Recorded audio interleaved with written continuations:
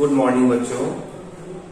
पिछले क्लास में हम लोगों ने ट्रायंगल के बारे में पढ़ा है। मैं आशा करता हूँ ये पिछले वाला जो वीडियो है आप लोगों को काफी अच्छा लगा होगा, क्योंकि जब तक आपको जो हमने ट्रायंगल वाले चैप्टर का जो वीडियो जो बनाया है वो समझ में नहीं आएगा, तब तक हम लोगों को ये कॉन्ग्रुएंस चैप्टर समझ में नहीं आएगा। ठीक है बच्चों, तो मैं आशा करता हूँ कि आपको यह समझ में आ गया होगा। आगे का एक्सरसाइज और कॉन्ग्रुएंस चैप्टर पढ़ाने के बाद आप एक्सरसाइज पर भी ध्यान देंगे। ठीक है बच्चों, चलो तो सबसे पहले हम लोग आज देख रहे हैं कॉन्ग्रुएंस।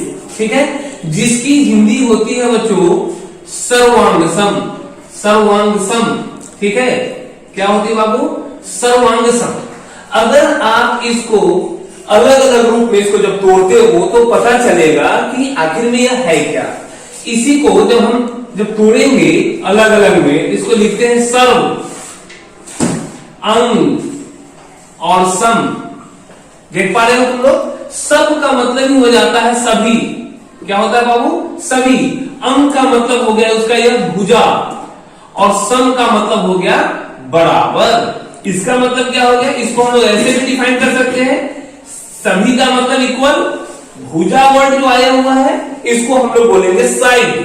ठीक है बच्चों, यह साइड के बारे में बात कर रहा है। और ध्यान देने वाली बात है, यहाँ ऑल हो गया और ये बराबर के लिए हम लोग क्या करेंगे? इक्वल। यानी यह क्या है? हमने जो वर्ड लिखा है सर्वांगसम को यानी कॉन्ग्रुएंस को हमने इस तरीका से अलग अलग रूप में इसको बांट दिया है। क्या कह रहा है आपका कि सर्व, अंग और सम मतलब सभी भुजा बराबर, यानी ऑल साइड्स। ठीक है बच्चों, इक्वल। देखो तो अभी जैसा हमने देखा था कि सभी भुजा बराबर यानी ऑल साइड्स इक्वल, यानी कॉन्ग्रुएंट कब होगा? कोई भी फिगर कॉन्ग्रुएंट कब होगा? तो जैसा तुमको पता है कि एवरीथिंग, प्रत्येक वस्तु का जो है अपना शेप, साइज और पोजीशन होता है कि नहीं होता है? होता है। तो जरा सा ध्यान देने वाली बात है कि जब प्रत्येक वस्तु का अपना शेप और साइज होता ही है और पोजीशन भी होता है, उस प्रकार से हम बात कर रहे थे कॉन्ग्रुएंट फिगर की, यानी सर्वांगसम कब होगा? कोई भी फिगर सर्वांगसम कब होगा? तो सर्वांगसम तभी हुआ कि जब फिगर एक दूसरे को ओवरलैप करेगा। क्या करेगा? ओवरलैप करेगा। इसका मतलब यह हो गया कि जैसा तुमको पता है कि ओवरलैप का मतलब क्या हुआ? जैसे तुम देखो, ये तुम देख रहे हो, ये हाथ देख रहे हो ना, ये जब एक हाथ और दूसरा हाथ जब एक दूसरे को क्या कर रहा है, यहाँ पे यह भी इसको ढक दे रहा है और यह भी इसको ढक दे रहा है। लेकिन क्या अभी तो तुम्हें दिख रहा है कि ये ढका हुआ है, पर पीछे अगर उठा करके देखो तो क्या इसको ढक रहा है? तो नहीं ढक रहा है। यह कॉन्ग्रुएंट नहीं होगा। कॉन्ग्रुएंट कब होगा? जब फिगर एक दूसरे को पूर्णतः क्या करे? ओवरलैप कर दे, तो वह फिगर जो होगा वह कॉन्ग्रुएंट कहलाएगा। तो हम सबसे पहले बात करते हैं लाइन सेगमेंट के बारे में कि लाइन सेगमेंट तुम्हारा कॉन्ग्रुएंट कब होगा। तो लाइन सेगमेंट देखो बच्चों, लाइन सेगमेंट कॉन्ग्रुएंट कब होगा? जब उसकी लंबाई जो होगी वह क्या होगी? बराबर होगी। मतलब कि जैसा कि तुमको पता है कि यह AB एक लाइन सेगमेंट है और दूसरा एक लाइन सेगमेंट हमने लिया CD एक लाइन सेगमेंट हुआ। जैसा मैं कह रहा हूं कि AB की लंबाई 4 सेंटीमीटर और CD की लंबाई में 4 सेंटीमीटर लेता हूं, तो मैं यह कहूंगा कि यह AB लाइन सेगमेंट जो है वह CD लाइन सेगमेंट के कॉन्ग्रुएंट है। और कॉन्ग्रुएंट को हम कैसे दिखाते हैं? उसको साइन से सिंबल क्या है उसका? तो कॉन्ग्रुएंट का सिंबल होता है बच्चों की इस प्रकार से हम ये दिखा देते हैं, ये कॉन्ग्रुएंट हो गया। तो लाइन सेगमेंट AB और CD एक दूसरे के कॉन्ग्रुएंट कैसे है? तो हम इसको इस प्रकार से लिख सकते हैं कि AB कॉन्ग्रुएंट टू CD। इस प्रकार लाइन सेगमेंट को दिखाने के लिए हम लोग ऐसा करते हैं। कैसे? लाइन सेगमेंट बोलते क्या? किसके कहते हैं बाबू? लाइन सेगमेंट किसे कहते हैं? तो लाइन सेगमेंट कहते हैं the minimum distance between 2 point. The minimum distance between 2 point, दो बिंदुओं के बीच की न्यूनतम दूरी ही लाइन सेगमेंट कहलाती है। ठीक है बच्चों, यानी दो बिंदु, 2 पॉइंट्स, यह पॉइंट और यह पॉइंट, यह इसका मिनिमम डिस्टेंस है। यह मिनिमम डिस्टेंस यह लाइन सेगमेंट को बताएगा। लेकिन अगर सिर्फ कहते हैं कि दो बिंदुओं के बीच की दूरी लाइन सेगमेंट, तो यह हमारा गलत होता, क्योंकि जब तक हम मिनिमम डिस्टेंस ना लगाते हैं तब तक इसका एग्जैक्ट लेंथ हम नहीं बता सकते। ठीक है बच्चों, तो चलो जरा ध्यान दो कि लाइन सेगमेंट कॉन्ग्रुएंट कब होगा? जब उसकी लंबाई आपस में बराबर होगी। यानी कॉन्ग्रुएंट में क्या होता है कि उसकी लंबाई आपस में बराबर होनी चाहिए। ध्यान देना, लंबाई बराबर होनी चाहिए। ठीक है बच्चों। अब अगली बात, लाइन सेगमेंट कॉन्ग्रुएंट हो गया। हो सकता है तुम्हारा ना रेक्टेंगल भी कॉन्ग्रुएंट होंगे। रेक्टेंगल कॉन्ग्रुएंट कब होंगे? रेक्टेंगल कॉन्ग्रुएंट होंगे जब, देखो यह एक रेक्टेंगल है, ABCD एक रेक्टेंगल है तुम्हारा, जिसका प्रत्येक कोण 90 डिग्री है, आमने सामने की भुजाएं आपस में बराबर है, और एक दूसरा है हमने लिया MNOP। कहने का मतलब कि यह और ये आपस में बराबर। इसका मतलब यह क्रॉसपॉन्डिंग साइड्स की बात कर रहा हूं। यानी AB की लंबाई, यहां तुम देख रहे हो कि AB और CD किस प्रकार से बराबर है, उसी प्रकार से MN और PO भी आपस में बराबर है। यानी जब AB की लंबाई जो होगी वो MN के बराबर हो गए, और AD की लंबाई जो है वह PM के बराबर हो जाए या NO के बराबर हो जाए, तो हम यह कहेंगे कि यह फिगर एक दूसरे को क्या करेगा? ओवरलैप करेगा। ठीक है बच्चों। तो इस प्रकार से हमने देखा कि रेक्टेंगल भी तुम्हारा क्या हो गया? कॉन्ग्रुएंट हो गया।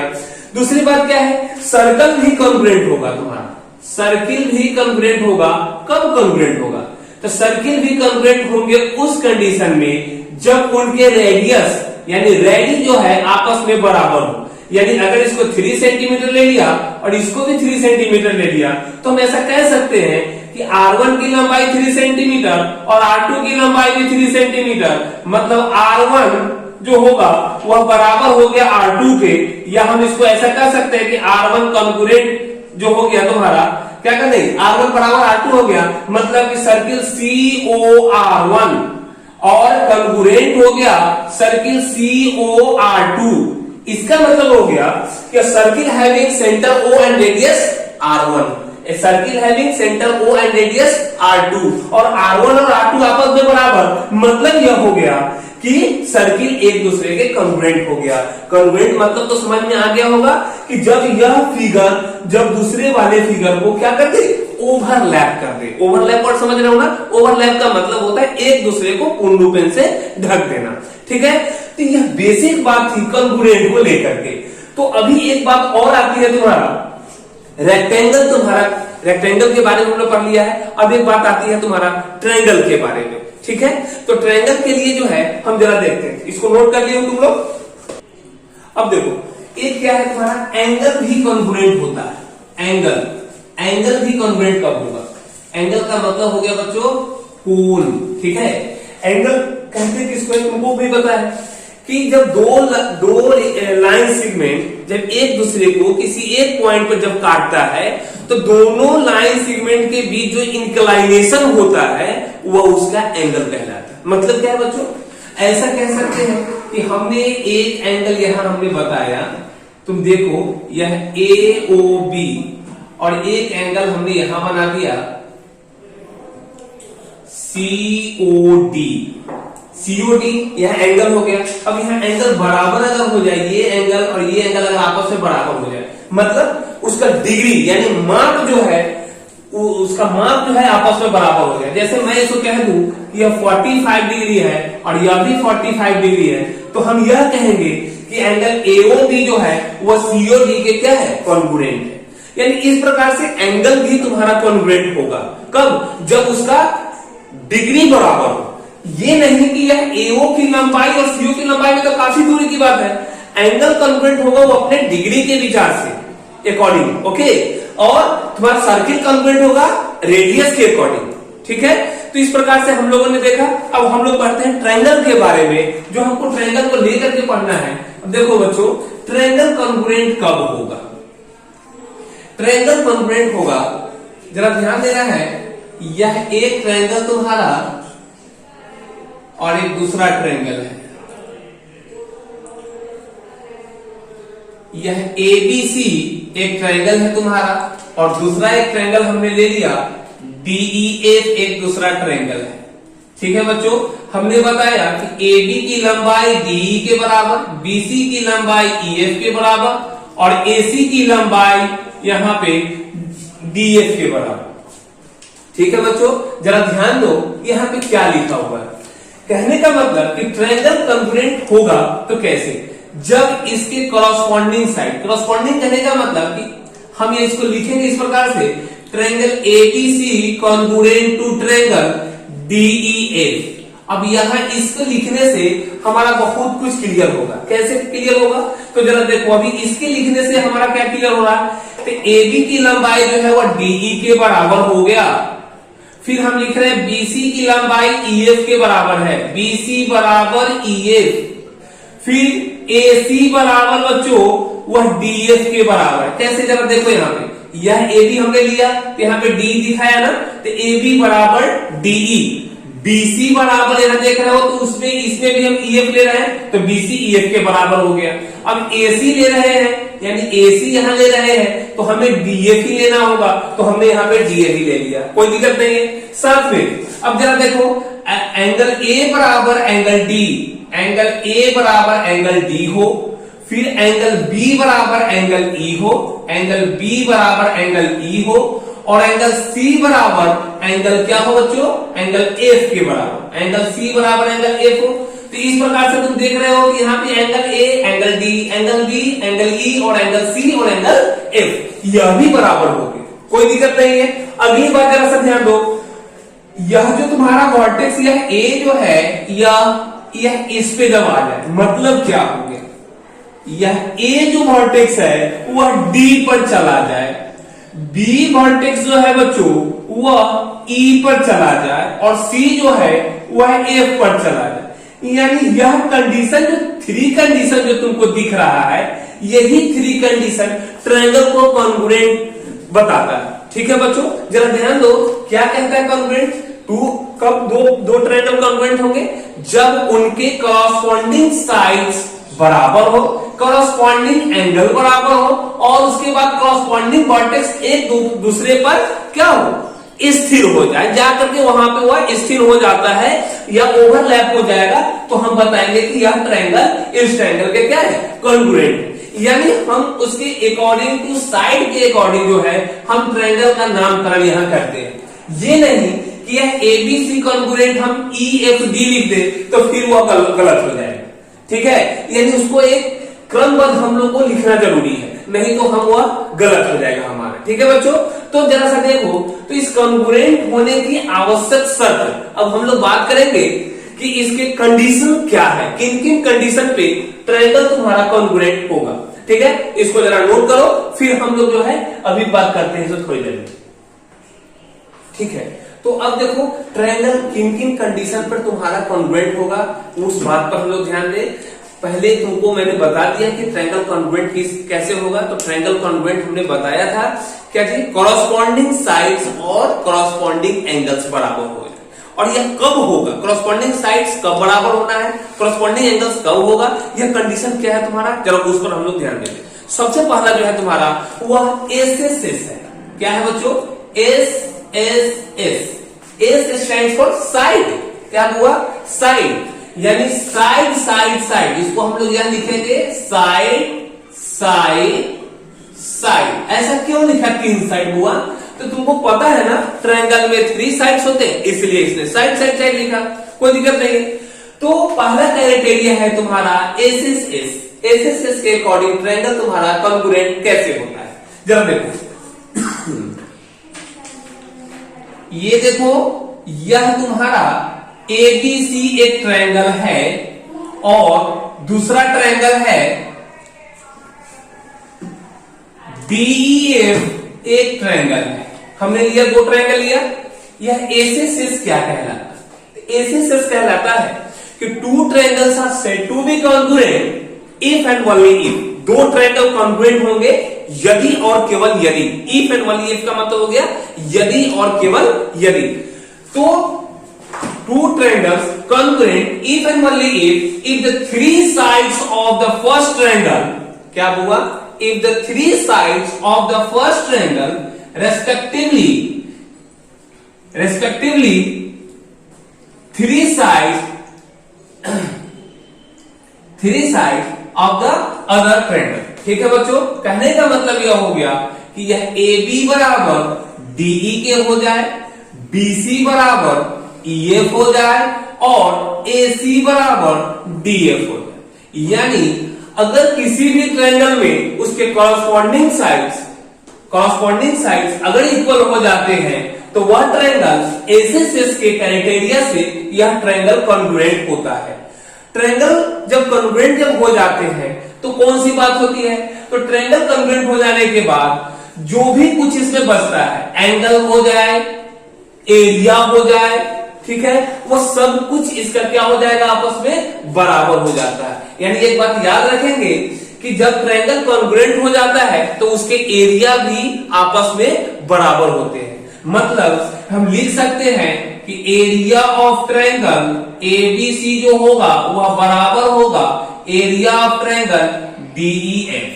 ठीक है बच्चों, यानी ट्रायंगल तुम्हारा कॉन्ग्रुएंट अगर होता है तो क्या हो जाएगा, उनके एरिया भी आपस में बराबर हो जाएंगे। और क्या हो जाएंगे, तो इनके ट्रायंगल में कॉरस्पॉन्डिंग जो भी कुछ बचा हुआ है, तो क्या बचा हुआ है, एंगल ए बराबर एंगल डी हो जाएगा, एंगल बी बराबर एंगल ई हो जाएगा, एंगल सी बराबर एंगल एफ हो जाएगा। यह क्या चीज हो जाएगा हुआ, यह भी आपस में बराबर हो जाएगा, कोई दिक्कत नहीं है। दूसरा केस है तुम्हारा S A S, side angle side. क्या बोलेंगे इसको बोलते हैं side angle side. Side angle side क्या है, चलो जरा देखते हैं। दो ट्रायंगल के बारे में हम लोग बात करें। यहां एक ट्रायंगल है तुम्हारा, इसको हमने मान लिया PQR एक ट्रायंगल हो गया तुम्हारा, और एक तुम्हारा ट्रायंगल हमने ले लिया DEF। दो ट्रायंगल ले लिया। क्या कहता है, SAS, यहां नाम में ही इसका जो है डेफिनेशन छुपा हुआ। क्या नाम है इसका, साइड एंगल साइड, यानी दो साइड और included angle, two sides and included angle respectively equal to two side and included angle, then triangle is said to be congruent according to SAS। मतलब क्या हो गया, दो साइड और उनके बीच जो एंगल बनता है रेस्पेक्टिवली दूसरे ट्रायंगल के दो साइड और उनके बीच जो एंगल बन रहा है वह अगर बराबर हो जाए तो वह ट्रायंगल तुम्हारा कॉन्ग्रुएंट हो जाता है SAS के थ्रू। जरा देखो क्या कह रहा हूं, SAS हमने कहा साइड एंगल साइड, हम यहां ले रहे हैं हुआ PQ बराबर DE के। फिर यहां एंगल की बारे में बात आ गई, एंगल P बराबर एंगल D, और फिर PR बराबर यहां DF हमने कर दिया। तो इस प्रकार से क्या हो गया, तुम इसको लिख सकते हो बच्चों कि PQ बराबर DE, ठीक है, एंगल P बराबर एंगल D, और फिर PR बराबर DF। यानी क्या हो गया, जहां भी ऐसा कंडीशन नजर आए हम इसको समझ लेंगे कि SAS क्राइटेरिया से यह ट्रायंगल तुम्हारा कॉन्ग्रुएंट हो गया। जब यह ट्रायंगल कॉन्ग्रुएंट हो जाता है तो क्या हो जाता है, इसके कॉरस्पॉन्डिंग संगत रूप में जो भी कुछ बचता है वो सब बराबर हो जाते हैं। तो जैसा कि मैंने बताया कि ट्रायंगल जब तुम्हारा कॉन्ग्रुएंट हो जाएगा तो उनके एरिया भी आपस में बराबर होते हैं, मतलब इनके भी एरिया आपस में बराबर होंगे। साथ में कौन सा बचा हुआ था, बचा हुआ है QR बराबर बच्चों EF। जब यह QR EF के बराबर हो गया तुम यह भी लिखोगे Q बराबर एंगल E, फिर और क्या बचा हुआ है, एंगल R बराबर एंगल F, यह भी बराबर हो जाता है SAS के थ्रू।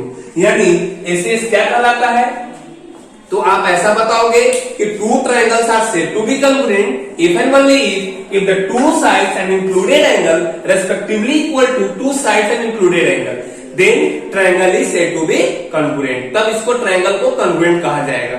ठीक है, तो अब जरा से इसको देखो, इसको नोट करो। ठीक है, तो ये जो देख रहे हो कि साइड के अकॉर्डिंग जो तुम्हारा ट्रायंगल कॉन्ग्रुएंट हो गया है, तो बाद में मैंने लिख रहा है कि एंगल ए बराबर एंगल डी, एंगल बी बराबर एंगल ई, एंगल सी बराबर है। ये जो मैं बोल रहा हूं तुम्हें बार बार कि जब भी ट्रायंगल जब कॉन्ग्रुएंट हो जाते हैं जिसके अकॉर्डिंग भी, तो जो भी कुछ ट्रायंगल में बचता है, तुम्हारा एरिया हो गया, तुम्हारा उससे कॉरस्पॉन्डिंग साइड एंगल्स कुछ भी होते हैं, वो सब क्या हो जाते हैं कि तुम्हारे वो भी बराबर हो जाते हैं।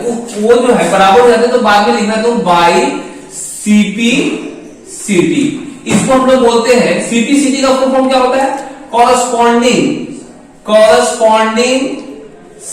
पार्ट ऑफ कॉन्ग्रुएंट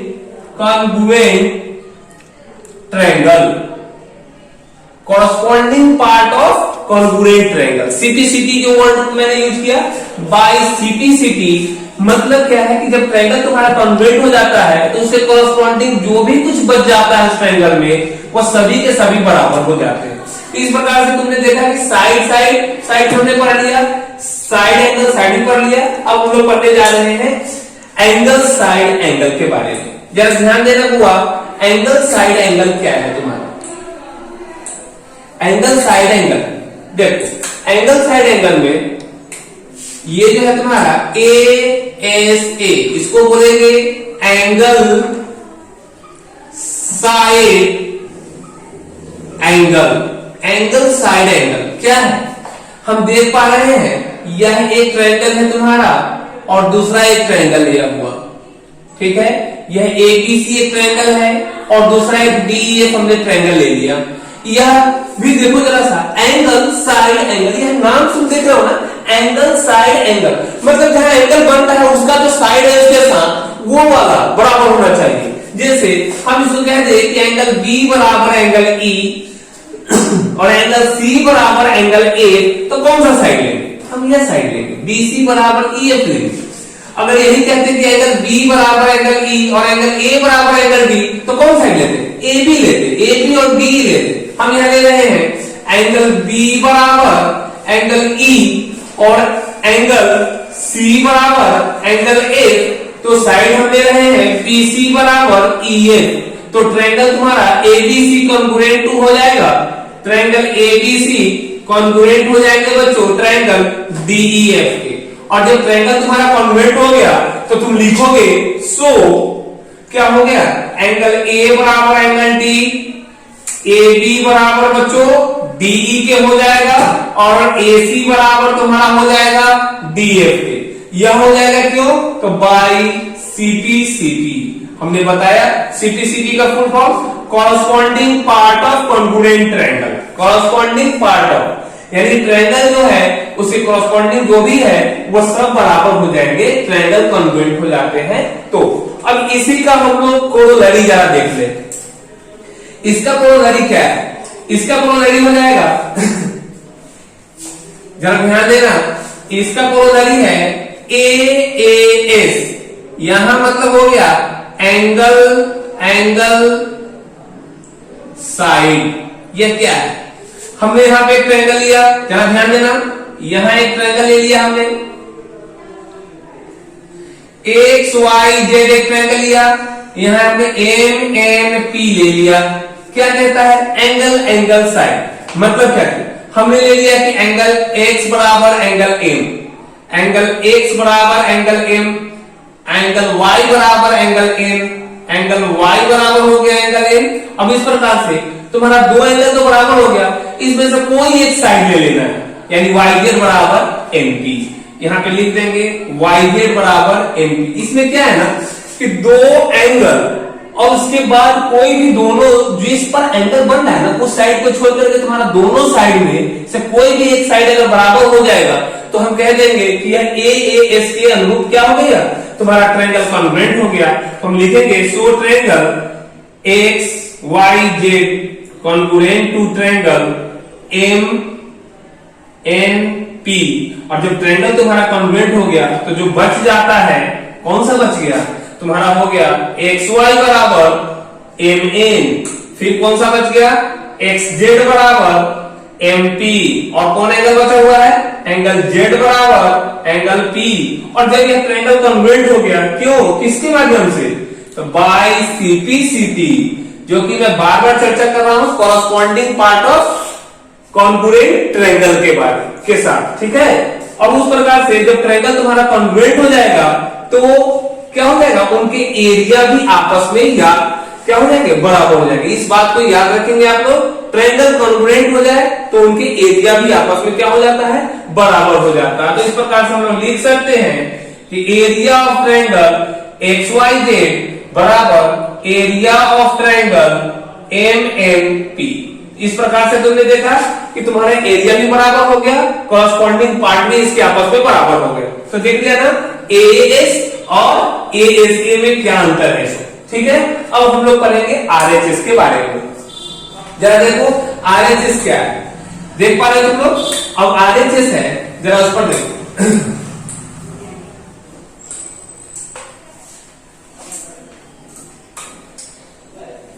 ये आरएचएस क्या है, right hypotenuse side.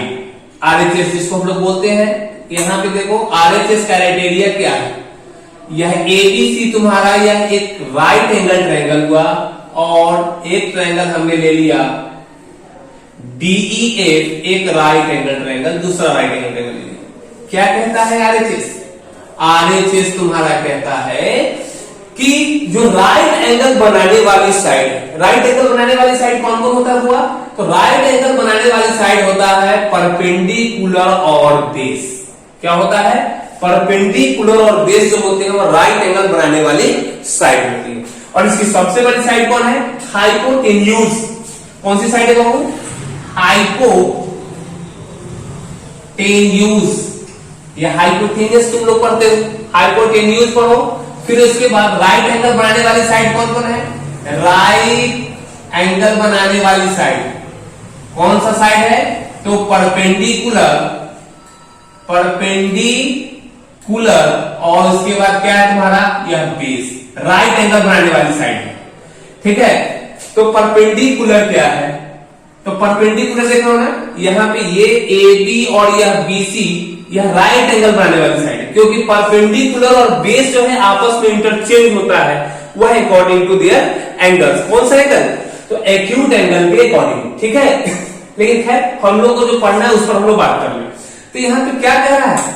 Right hypotenuse side में यह कह रहा है, इसमें तुम्हें बात समझ में आ गई होगी कि इसमें एक बराबर होगा हाइपोटेन्यूज, यह एसी जो हो गया तुम्हारा वह बीएफ के बराबर हो जाए, और इन दोनों में से राइट एंगल जो बना रहा है साइड ना, राइट एंगल, उसमें से कोई एक साइड कॉरस्पॉन्डिंगली दूसरे ट्रायंगल के, कोई उसके दूसरे ट्रायंगल के अगर वह बराबर हो जाए तो हम कहेंगे कि वह आरएचएस क्राइटेरिया से क्या हो जाएगा? वह कॉन्ग्रुएंट हो जाएगा।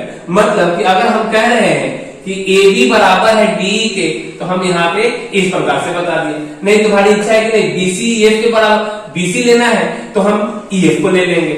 हम ईएफ इसलिए बोल रहे हैं क्योंकि हम ट्रायंगल का जो सीरीज जो हमने लिया है एबीसी एंड ट्रायंगल डीईएफ लिया है।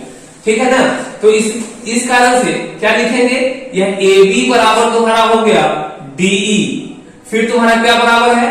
एसी बराबर जो हो गया वह डीएफ। अब तुमको पता ही है कि ये 90 डिग्री है, ये 90 से लिखने की आवश्यकता नहीं है, तो यह ट्रायंगल क्या हो जाएगा? सो ट्रायंगल एबीसी जो हो गया वह कॉन्ग्रुएंट हो गया डीईएफ के। क्या चीज से? By RHS. जो ही आरएचएस से यह ट्रायंगल तुम्हारा कॉन्ग्रुएंट हो जाता है, तो जो भी इसमें कॉरस्पॉन्डिंगली बचा हुआ है वो भी बराबर हो जाएगा, यानी बीसी बराबर या ईएफ हो जाएगा। इस प्रकार से हमने देखा, साथ में क्या देखा? एंगल ए बराबर एंगल बी हो जाएगा, एंगल सी बराबर एंगल एफ हो जाएगा। यह हो जाएगा किसी से? बाई सीपी सीटी। सीपी सीटी से तुम्हारा क्या हो गया? यह आरएचएस क्राइटेरिया को भी तुम्हारा फुलफिल कर दिया।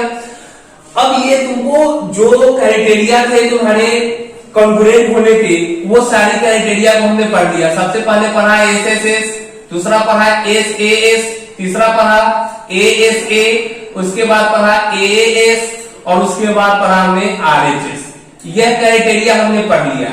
अब एक क्वेश्चन आकर के यहाँ पे ठहरता है कि जैसा कि हमने बार बार बताया कि यह बराबर होना चाहिए, हमने एंगल के बारे में बताया था कि एंगल कॉन्ग्रुएंट कब होता है? तो जब उसका मेजर यानी डिग्री मेजर जो है वह आपस में क्या हो जाए? बराबर हो जाए।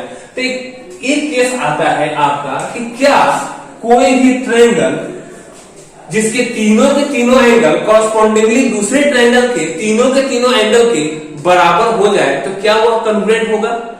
तो एक बात हमेशा याद रखना बच्चों कि जैसा कि हमने उस वक्त भी कहा है, कॉन्ग्रुएंट का मतलब ही है कि उसमें साइड का इक्वल होना बहुत जरूरी है। जब तक उसमें साइड इक्वल नहीं होगा तब तक हम वो बराबर नहीं कर सकते। जरा एक एग्जांपल देखो, हम एक एग्जांपल ले रहे हैं, तुम्हारे यहाँ पे क्वेश्चन के राइट होगा। देखो तो यह एबीसी हमने एक ट्रायंगल लिया और एक दूसरा ट्रायंगल हमने डीईएफ एक ट्रायंगल ले लिया। ABC और DEF दो ट्रायंगल ले लिया, मैंने इसको कह दिया 60 डिग्री, इसको 40 डिग्री कह दिया, इसको 80 डिग्री कह दिया, इसको भी 60 डिग्री कह दिया, इसको 40 डिग्री कह दिया और इसको 80 डिग्री कह दिया। ठीक है, हमने यहां पे देखा कि एंगल A बराबर एंगल D हो गया, एंगल B बराबर एंगल E हो गया, एंगल C बराबर एंगल F हो गया। तुम देख रहे हो कि इसके तीनों के तीनों एंगल आपस में बराबर है। तो क्या यह ट्रायंगल तुम्हारा कॉन्ग्रुएंट है? तो जरा सा तुम पीछे जाओगे, थोड़ी देर पहले जो मैंने बात बताया था कि एंगल का मेजर अगर इक्वल है तो एंगल का कॉन्ग्रुएंट होगा। यहाँ एंगल कॉन्ग्रुएंट की बात हो रही है। यहाँ ट्रायंगल में हमको क्या चाहिए? साइड की, यानी उसके एंगल जहां पे जो बन रहा था उस वक्त, यह एंगल और यह एंगल, इसको 40 डिग्री और 40 डिग्री मैंने बताया, तो ये वाला कॉन्ग्रुएंट हुआ। ठीक है, लेकिन इसकी लंबाई कुछ और हो और इसकी लंबाई कुछ और है, तो ये वाला सेक्शन तो तुम्हारा कॉन्ग्रुएंट नहीं है। तो ट्रायंगल में तुम्हारा कॉन्ग्रुएंट होने के लिए, जैसे कि मान लो कि मैं इसको ले लिया कि 4.5 सेंटीमीटर और इसको 4 सेंटीमीटर ले लिया, तो क्या यह बी जो होगा वह E पर अगर आ जाता है तो क्या तुम्हारा C 1 पर आएगा? कभी नहीं आएगा, क्योंकि इसकी लंबाई 4.5 है और इसकी लंबाई 4 है। तो इस प्रकार से हम देख रहे हैं कि यह एक दूसरे के तुम्हारा क्या हो रहा है? ओवरलैप नहीं कर रहा है। यानी तो यह कौन सा फिगर हुआ? तो यह फिगर जो हो जाता है वह सिमिलर होता है। क्या कहते हैं इसको? सिमिलर। इसको बोलते हैं समरूप। आपको हम 10th क्लास में इसके बारे में बताएंगे। यह समरूप क्या होता है, बस इतना याद रख लो कि सिमिलर का मतलब हो गया कि उसके जैसा देखने को मिले। वह इसका एग्जैक्ट बराबर ओवरलैप नहीं होता, वह सिर्फ और सिर्फ क्या होता है? उसके जैसा दिखता है। ठीक है बच्चों, तो खैर, तो आपसे यह क्वेश्चन पूछ रहा है कि क्या यह दोनों ट्रायंगल कॉन्ग्रुएंट होगा? इसका जवाब आपके पास है, यह कॉन्ग्रुएंट नहीं होगा, क्योंकि इसके कोई भी एक साइड अगर उसमें अगर यह बराबर हो तो ही जाकर के कॉन्ग्रुएंट होगा, अगर यह बराबर नहीं होगा तो यह कॉन्ग्रुएंट नहीं होगा। लेकिन बात आती है कि सिर्फ फिगर दे करके तुमसे पूछेगा कि क्या यह कॉन्ग्रुएंट होगा, तो आप बोलोगे मे बी और मे नॉट बी, मतलब यह हो भी सकता है और नहीं भी हो सकता है। तो रीजन यही देना है कि उसका अगर साइड अगर बराबर हुआ तो कॉन्ग्रुएंट होगा, साइड बराबर नहीं हुआ तो कॉन्ग्रुएंट नहीं होगा। तो यह बेसिक बातें हैं तुम्हारी, जो है तुम्हारे थ्योरी से रिलेटेड थी, वो सारे के सारे मैंने बात बता दिया है। और अब आपको इस पर क्वेश्चन पर ध्यान देना है कि क्वेश्चन इसके बनाएंगे हम लोग कैसे। ठीक है, तो हम एक क्वेश्चन पर हम इसी तरह से एक बात हम लिख करके आपको हम समझाने का प्रयास करते हैं। जरा सा देखिएगा एक मिनट। हुआ तो जो तुम देख रहे हो, हम जनरली एक सिंपल सी बात लिख दे, इस तरह से लिख दिए कि ट्रायंगल ABC कॉन्ग्रुएंट है तुम्हारा ट्रायंगल DEF, ऐसा लिख दी। तो तुम्हें कोई फिगर बिना बनाए हुए इसकी क्राइटेरिया कैसे तुम लिख सकते हो? किस किस आधार पर तुम्हारा क्या होगा कि यह कॉन्ग्रुएंट तुम कर सकते हो? तो एक कंडीशन यह है तुम्हारा कि तुम लिख सकते हो, जैसा शुरू में बताया था, AB DE के बराबर होगा, AB DE के बराबर, BC जो है वह EF के बराबर। ठीक है, और फिर AC जो है वह DF के बराबर, AC बराबर DF के। साथ में एंगल A बराबर एंगल D, एंगल B बराबर एंगल E और एंगल C बराबर एंगल F। फिर साथ में हुआ कि A वर्टेक्स जो है ना वह D पर चला जाए, B जो वर्टेक्स है तुम्हारा वह किस पर चला जाए बच्चों? वह तुम्हारा चला जाए E पर, और फिर उसके बाद वर्टेक्स C जो है वह कहां चला जाए? वर्टेक्स F पर। यानी ये सारी की सारी क्राइटेरिया होगा करता है सीधे की ट्रायंगल ABCDEF के कॉन्ग्रुएंट है, और बिना ट्रायंगल ड्रॉ किए हुए तुमको बताना है कि कॉन्ग्रुएंट किस आधार पे है। कि 3 केस यहाँ पे आते हैं। ठीक है, इसका मतलब यह हो गया कि A जो है वह D पर स्टैंड कर रहा। ठीक है, तो इस प्रकार से आपका यह वीडियो कॉन्ग्रुएंट चैप्टर का यहाँ पे समाप्त हो रहा है। थ्योरी सेक्शन खत्म हुआ, अब हम लोग क्वेश्चन सेक्शन पे जाएंगे। इसके लिए आपको करना क्या होगा कि आप लोगों को कॉन्ग्रुएंट चैप्टर का एक्सरसाइज को बना लेना है, और जो भी प्रॉब्लम है उसको पर्सनल व्हाट्सएप पर आप कर देंगे, व्हाट्सएप या कॉल कर लेंगे, फिर उस पर हम प्रॉब्लम बताएंगे। ठीक है, ओके।